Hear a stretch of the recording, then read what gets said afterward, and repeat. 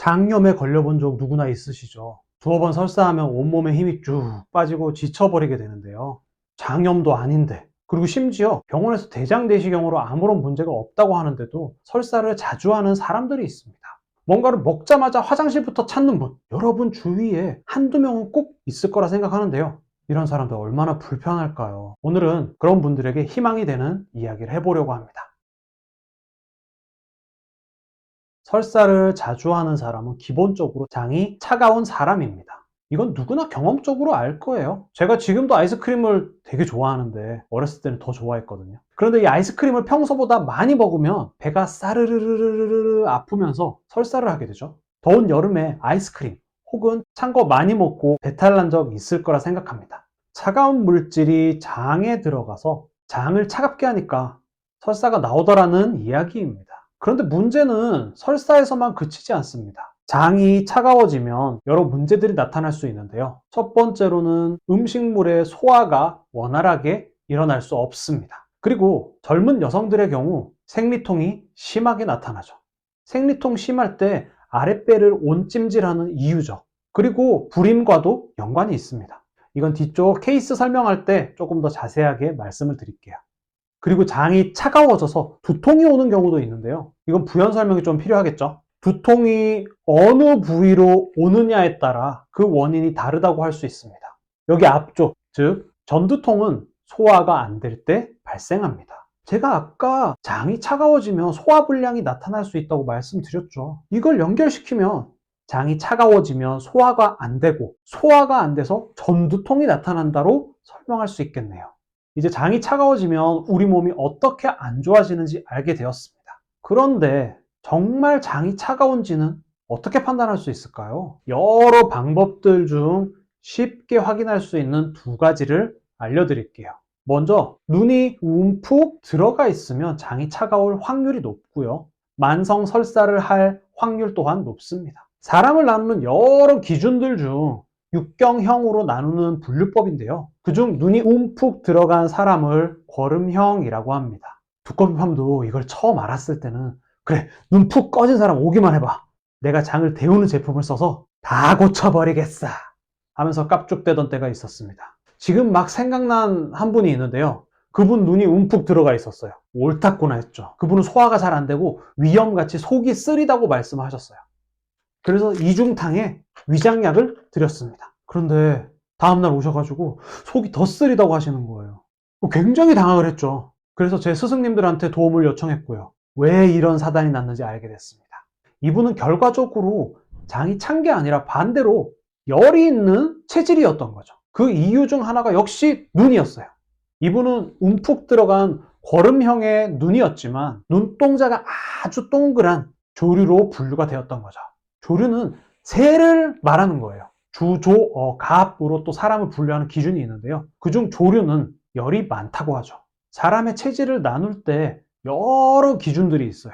우리가 많이 알고 있는 소음인, 소양인 같은 사상 체질도 있고요. 이걸 다시 두 개로 나눠서 팔체질이 있고 이외에도 굉장히 많습니다. 이걸 종합적으로 판단하지 못하면 저를 믿었던 고객분이 고생을 할 수 있다는 교훈을 얻은 사건이었습니다. 사례를 말씀드리면서 방제명이 하나가 나왔는데 뭐였죠? 네, 이중탕. 이게 바로 비위가 허한하여 배가 그득하고 아프고 자주 설사할 때 사용하는 한방 처방입니다. 즉 배가 차가워서 복통이 있거나 설사할 때 쓸 수 있는 거죠. 이중탕에 다른 방제 하나를 더하면 손발찬 소음인에게 정말 팔방미인처럼 사용이 가능한데 그래서 약국에서 정말 많이 쓰고 있고요. 또한 이 소음인들이 약국을 찾는 경우가 많답니다. 잦은 설사를 이야기하면서 유산균, 프로바이오틱스를 빼고 가면 섭섭하죠. 장내 환경을 좋게 해주기 때문에 변비 개선에도 반대로 설사의 개선에도 사용이 가능합니다. 많은 분들이 어떤 유산균이 좋냐고 정말 많이 문의를 주시는데요. 절대적으로 우월한 유산균은 없습니다. 어떤 사람은 차은우가 더 잘생겼다 하고 어떤 사람은 원빈이 더 낫다고 하죠. 즉 개인별로 장내 환경이 다르기 때문에 먹어봐서 잘 맞는 게 좋은 거랍니다. 그렇다고 이 세상 모든 유산균을 다 먹어볼 수는 없겠죠. 자, 몇 가지 가이드라인을 드릴게요. 첫 번째는 균주를 만든 회사를 체크를 해주세요. 이왕이면 전 세계적으로 유명한 크리스찬 한센, 다니스코, 로셀이면 좋겠죠. 이외에도 제가 알지 못하는 좋은 회사들은 얼마든지 있어요. 두 번째는 균주의 스트레인명까지 표기된 제품을 선택을 해주세요. 이런 식으로. 이 두 가지 정도만 주의해 주시고요. 균수, 뭐 몇 마리가 들었는지, 균이 잘 살아있는지, 뭐 냉장 배송하는지 이런 건 저에게는 고려 대상이 아니에요. 그 이유를 짧게 말씀드리면 균이 많이 들었다는 경쟁은 이미 몇 년 전에 끝났고요. 스트레인명까지 표기한 좋은 회사의 균종을 썼다면 그 양이 그렇게 중요하지 않다고 생각합니다. 오히려 양을 강조하는 제품의 경우 저렴한 균주만 넣었을 확률이 있죠. 그리고 냉장 배송은 우리 몸속으로 들어가면 벌써 37도 가까워지는데 역설적으로 여기서도 못 버틴다는 거잖아요. 안 그런가요? 그리고 무슨 뭐 위산에 버티고 뭐 담즙산에 버틴다고 광고하는 거 저는 좀 웃긴 것 같아요. 요즘 웬만한 유산균들은 다 내산성, 내담즙성을 확보하고 있답니다. 이런 쓸데없는 것에 신경 쓰는 것보다 두꺼비 파면 오히려 유산균이 찬 성질의 생약이 들어있어서 장이 뜨거운 사람에게 적용할 유산균, 따뜻한 성질의 생약이 들어있어서 장이 차가운 체질에 적용할 유산균, 이런 걸 판별 포인트로 사용한답니다. 오래된 사례인데요. 당시 30대 젊은 애기 엄마였어요. 잦은 설사로 약국에서 상담을 했는데요. 찬 거는 찬물도 절대 못 먹고 음식을 먹으면 바로 화장실을 가야 할 정도였습니다. 첫째를 출산하고 더 심해졌고요. 둘째도 계획 중인데 쉽지 않다고도 말씀을 해주셨어요. 장이 차가운 사람이라 설사를 자주 하는 거겠죠. 그래서 장을 따뜻하게 해주는 제품을 썼고요. 아까 설명했는데 뭐였죠?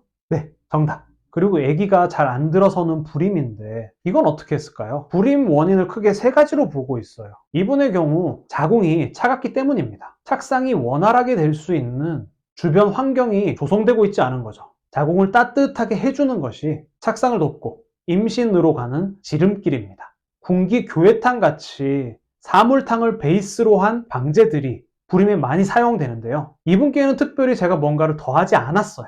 왜냐하면 장을 데우는 방법이 자궁까지 따뜻하게 할 수 있기 때문입니다. 그리고 몇 달 후 둘째 임신이 되었다는 소식을 알려주셨습니다. 이게 다 뭐 두꺼비 파면 공이다 이렇게 이야기할 수는 없습니다. 불임 클리닉도 다니면서 스스로 굉장히 노력을 많이 하셨어요. 잦은 설사의 원인이 장이 차갑기 때문인 걸 배웠습니다. 그리고 장을 따뜻하게 하는 방법까지 알아보았습니다. 제품보다 사람 두꺼비팜이었습니다. 좋아요와 구독 해주시면 무병장수합니다. 감사합니다.